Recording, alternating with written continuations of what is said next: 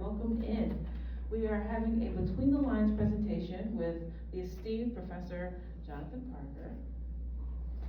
Take a bow. Jonathan Parker, some of his degrees, he has his degree, his master's in poli-sci, and then also he has his graduate certificate in history. He's been teaching here at Elmhurst College, and one of his classes that he's teaching right now is the history of East Asia. So he has a lot of background in things he'll be talking about today.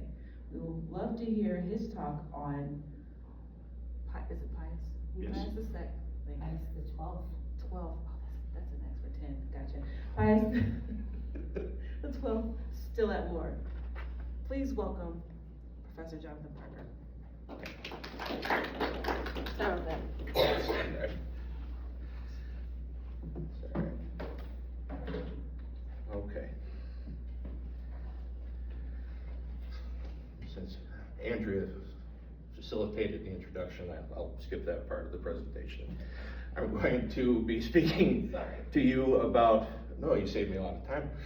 I'm going to be speaking to you about Pope Pius XII and his role in World War II this evening, specifically in regard to his actions during the Holocaust. This is a somewhat contentious topic, and a significant portion of people familiar with what I'm about to say think that His Holiness did not do enough to save Jewish lives during the Holocaust, while others are lobbying the Vatican to make him a saint.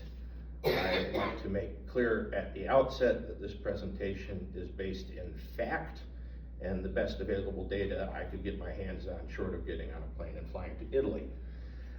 This presentation is not opinion-based. The conclusions that I draw are based in evidence. And I say all this just because you might start thinking I am an apologist for His Holiness. Well, in fact, I am not, nor do I attempt to paint him as a villain. I will present the facts as I know them, walk you through conclusions I've made based upon those facts, and leave you to your own thoughts about what I said to you tonight. I will add one additional note that I will mention again later in my talk. At the outset, the late Pope Francis opened up the section of the Vatican archives specifically on Pius's pontificate, so researchers could more closely study the subject we are about to discuss. Research on this topic will continue to evolve in the coming years. So Pope Pius XII was born Eugenio Pacelli on March 2nd, 1876 in the city of Rome. Pacelli was born into the black aristocracy of Roman society that supported the temporal sovereignty of the popes and opposed the unification of the Italian peninsula. Let me explain to you what that means. Before the unification of Italy, the Italian peninsula, the Pope had a tract of land right here, the Papal States, right in the middle of Italy.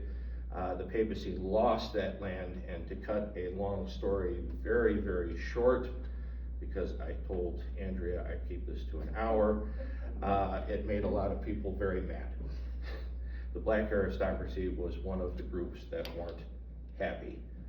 The Pacelli family had a long history of service to the church that stretched back to at least the pontificate of Pope Gregory XVI in the 1830s, so at least 5 popes.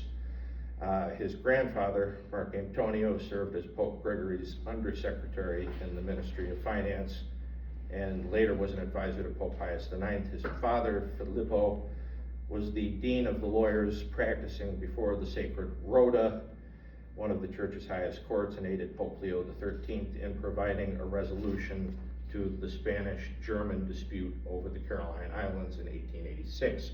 Pacelli's older brother, Francesco, successfully negotiated the Lateran Accords of 1929, which got the Pope some land back. And this is a map, a partial map of Rome, which got them that, Vatican City. This resolved the Roman question, which had its beginning back when the Italians seized this tract of land from the papacy. So